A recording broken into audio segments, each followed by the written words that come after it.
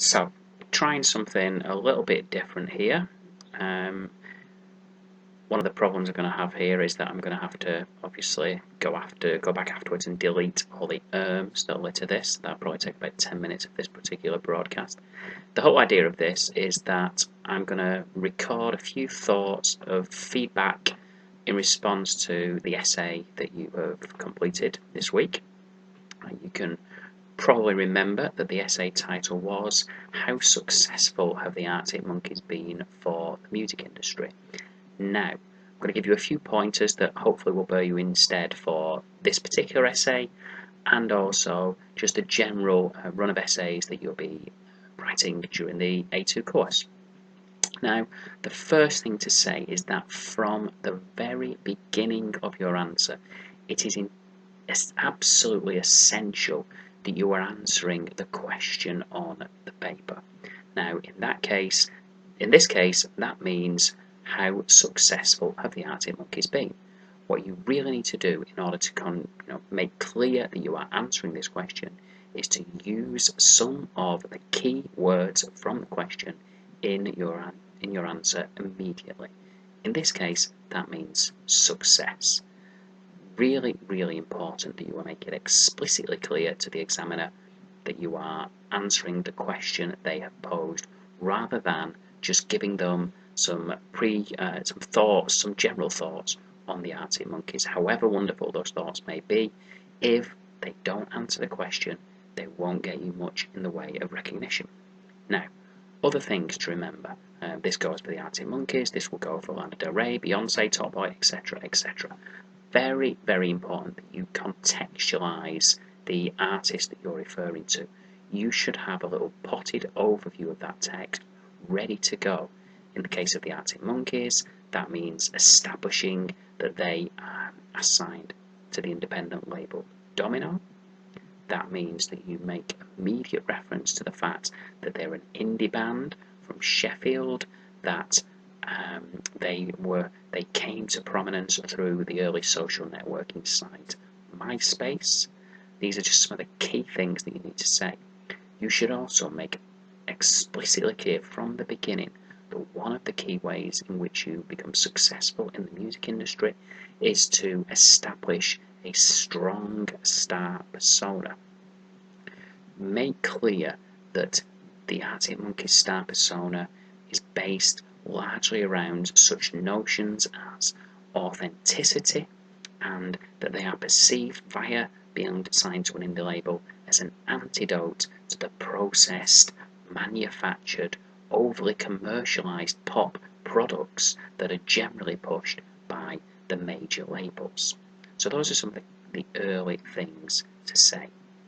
One of the other key, absolutely fundamental things that you must remember in all of your essays is that you have to include some passages of focused textual analysis.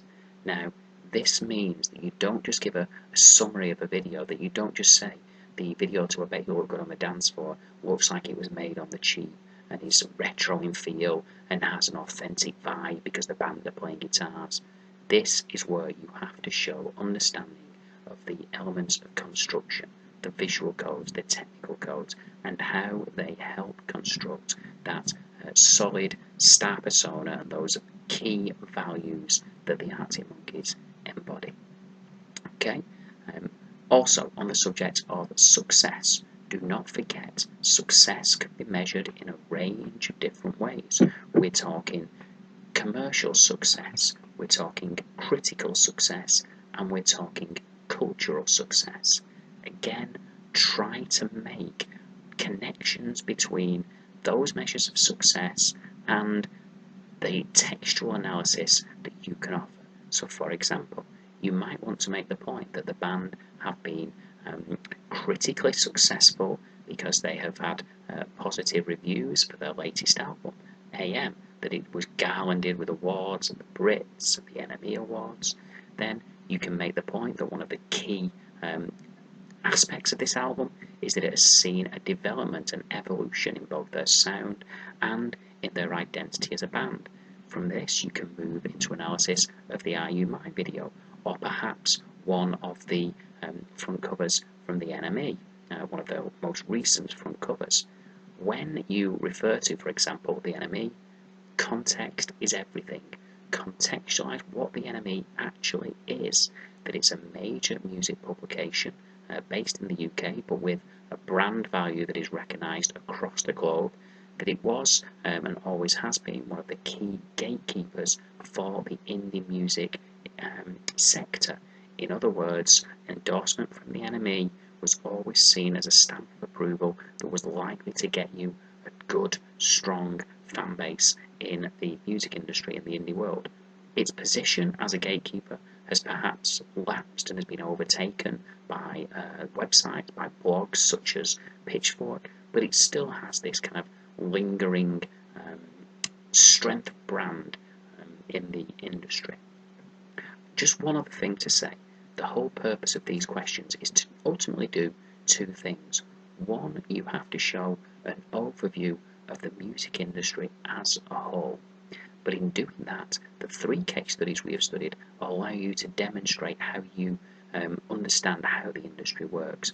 It's about moving between overview of the industry as a whole and detailed knowledge of your 3 case studies.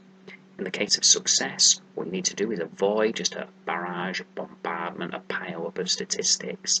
You need data, you need facts, you need to talk about, sales figures, you need to talk about specific awards, but you've got to pick what is most relevant.